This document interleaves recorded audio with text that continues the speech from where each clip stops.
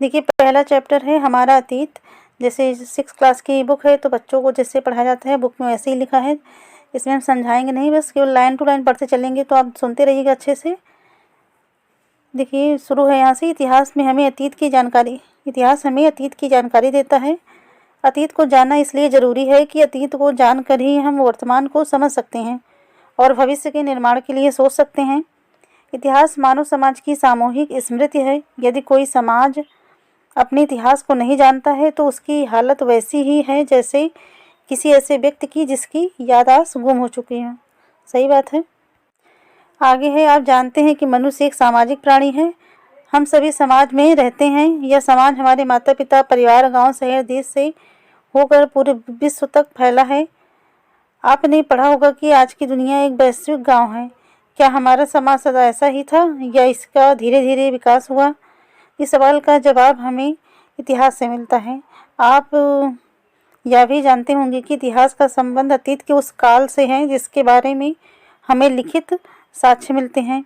इसके अलावा अतीत का एक काल वह भी है जिसके बारे में हमें लिखित जानकारी पुस्तकों, रचनाओं में नहीं मिलती, बल्कि ज़मीन के नीचे दबे पुराने अवशेषों, वस्तुओं, सिक्कों और अभिलेखों से मिलती है।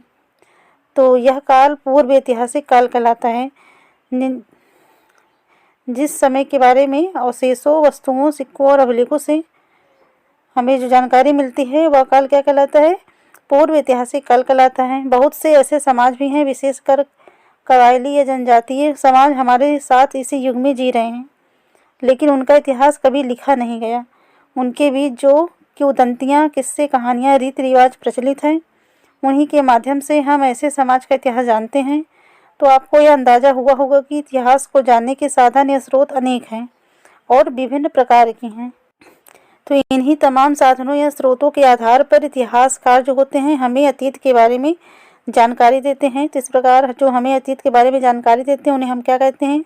इतिहासकार कहते हैं। मनुष्य की उत्पत्ति कैसे हुई, उसने कैसे साथ मिलकर रहना आरंभ किया, कैसे अपने जीवन की ज़रूरतें पूरी की, कैसे शिकार करके और कंदमूल इकट्ठा करके अपना भोजन पाया, कैसे खेती करना सीखा, गुफाओं से निकलकर मकान बनाकर उनमें रहना शुरू किया, कपड़े पहनना आरंभ किया, आग के उपयोग को जाना, औजार हथियार बनाया, दूरस्थ स्थानों तक यात्रा के लिए सवारी का उपयोग सीखा, व्यापार किया, मुद्रा का उपयोग आरंभ किया, राज्यों और साम्राज्यों का गठन किया, उनका शासन चलाने के लिए नियम कानून बनाए, कैसे साम्राज्य संगठित हुए और धीरे धीरे बिखर गए, उत्थान और पतन का चक्र किस प्रकार चलता रहा, इन सब बातों की जानकारी आप इतिहास से प्राप्त करते हैं। तो इतिहास में जो उपयुक्त बातें बताई गई हैं हमें इसकी जानकारी मिलती है। आपकी पाठ्य पुस्तक इसी संबंध में आपको जानकारी प्रदान करेगी। तो आगे है, सबसे पहले आप इतिहास की पृष्ठभूमि अर्थात उसकी बुनियादी बातों को समझेंगे। किसी भी मानव समूह या समाज का विकास एक निर्धारित स्थान पर होता है। इस विकास में स्थानीय परिस्थितियाँ, भौगोलिक स्थितियाँ, पर्यावरण की विशेषताएं सभी का योगदान होता है। कभी आपने विचार किया है कि नदी घाटियों में ही आरंभिक सभ्यताओं का विकास क्यों हुआ? आप ध्यान देंगे कि नदियों के किनारे ही उपज भूमि का बाहुल्य था। यहाँ खेती का काम आसान था। नदियों के रास्ते व्यापार की भी सुविधा थी। ऐसी ही अनेक परिस्थितियाँ सभ्यता के विकास में सहायक होती हैं। और आगे है, पर्यावरण हमारे रहन सहन, खान पान, वेशभूषा को प्रभावित करता है। चूँकि अभी आप भारत के प्राचीन इतिहास के बारे में पढ़ रहे हैं, इसलिए भारत में कहाँ कहाँ आरंभिक सभ्यताओं का विकास हुआ और वहाँ की भौगोलिक परिस्थितियाँ क्या थीं, इसे जानना आपके लिए ज़रूरी है। फिर आप कालक्रम के संबंध में जानेंगे। इतिहास की प्रक्रिया बहुत लंबे काल तक फैली है। सुविधा के लिए हम इसे छोटे छोटे कालों में बांट देते हैं। ऐसा क्यों किया जाता है, किस आधार पर किया जाता है, एक मिनट, यह आप जानेंगे। फिर यह भी देखेंगे कि अतीत की जानकारी किन साधनों से आप प्राप्त करते हैं और तुलनात्मक रूप से इनका क्या महत्व और उपयोगिता है। यहाँ बताए गए जो आगे अध्याय दिए गए हैं उनके बारे में, जैसे कि तीसरे अध्याय में आप मनुष्य के जीवन के उस चरण के बारे में पढ़ेंगे जब वह संगठित होकर रहने लगा, अर्थात एक समाज का विकास तो होने लगा था, मगर सभ्यता की किरण अभी नहीं फूटी थी। इन मनुष्यों का जीवन सरल था परंतु कठिन भी। कंदमूल जमा करके या शिकार करके ये अपनी ज़रूरतों को पूरा करते थे। फिर इन्होंने अपनी सुविधा के लिए पत्थरों के औजार और हथियार बनाने शुरू किए। अब शायद आपको इनका महत्व तो आसानी से समझ में नहीं आए, मगर यह मनुष्य द्वारा पहला आविष्कार था। उसी तरह आग का उपयोग मनुष्य ने सीखा। यह भी एक बहुत महत्वपूर्ण खोज थी, क्योंकि मनुष्य के जीवन में मौलिक परिवर्तन आया। अब यह अपना खाना पकाकर खाने लगे, आग से खुद को ठंड से और जानवरों से बचाने लगे। उसके जीवन का स्तर पहले से उन्नत हुआ। चौथे अध्याय में आप संगठित समाज की जीवन शैली को समझ सकेंगे। खेती तो मनुष्य ने सीख ली थी, अब पशुपालन, व्यापार और यातायात में प्रगति आई। स्थिर और सुखी जीवन ने सोच विचार के लिए अवसर प्रदान किया। जीवन के अर्थ और महत्व को समझने, मृत्योपरांत जीवन की कल्पना करने की क्षमता बढ़ी। मृतकों के दाह संस्कार के तरीके सोचे गए। मिट्टी में शव को गाड़ने की प्रथा चली, जिसके साक्ष्य इस युग से मिलने लगते हैं। 5वें अध्याय में आप हड़प्पा संस्कृति के बारे में पढ़ेंगे।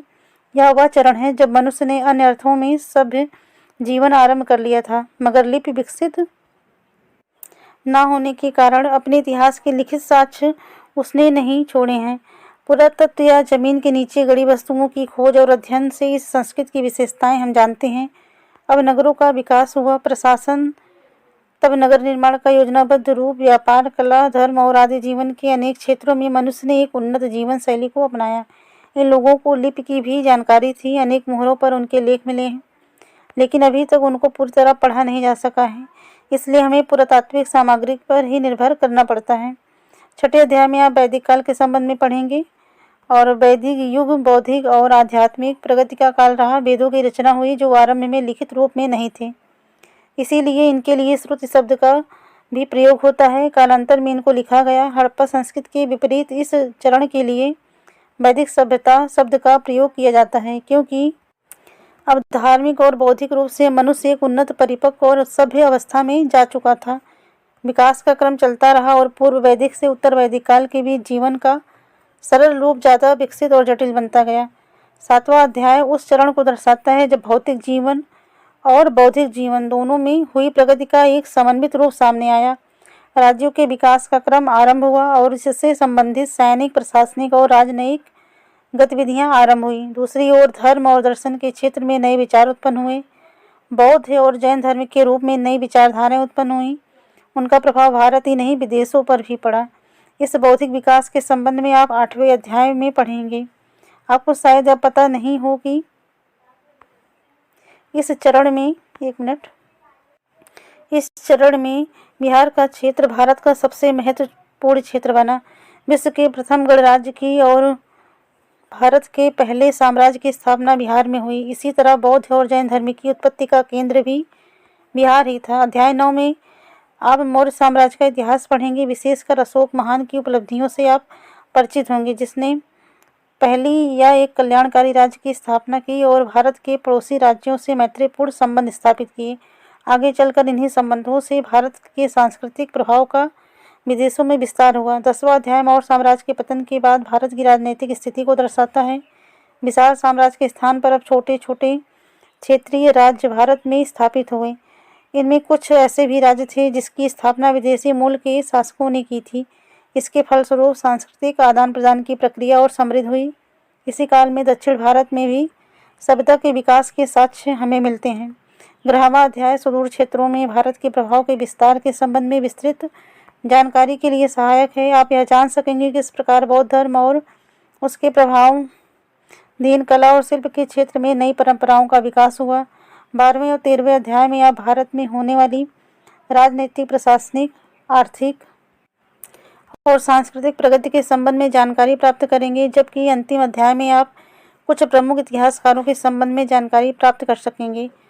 तो यहाँ बच्चों से बताए गए उपयुक्त उदाहरणों से आपको यह अनुमान हुआ होगा कि इतिहास का अध्ययन क्या महत्वपूर्ण और उपयोगी है। आपने देखा होगा कि मानव समाज के विकास का क्रम एक लंबे समय तक फैला है। इसमें उत्थान और पतन दोनों बारी बारी से प्रस्तुत होते हैं। इसके पीछे अनेक कारण होते हैं। इतिहास हमें उन कारणों का बोध कराता है और तभी हम अपने अतीत को जान पाते हैं। अतीत की जानकारी हमें अपने वर्तमान और भविष्य को बेहतर बनाने में सहायता प्रदान करती है। यही कारण है कि इतिहास को समझना हमारे लिए आवश्यक है और अनिवार्य भी है। तो यहाँ जो आगे चैप्टर आप पढ़ेंगे उनके बारे में दिया गया था और इस चैप्टर में थोड़ी बहुत बातें बताई गई थी कि इतिहास क्या है, कैसे उसकी जानकारी मिलती है। तो ठीक है, नेक्स्ट वीडियो में हम अगला चैप्टर देखेंगे। तो आप ऐसे ही इसको देख लीजिए, जो भी इंपॉर्टेंट लगे आपको सुनते रहिए। बाकी एनसीईआरटी को आपको लाइन टू लाइन पढ़ना है। तो ठीक है, मिलते हैं नेक्स्ट वीडियो में। वीडियो अच्छी लगे तो लाइक शेयर करें, चैनल पर नए तो सब्सक्राइब करें। Thank you.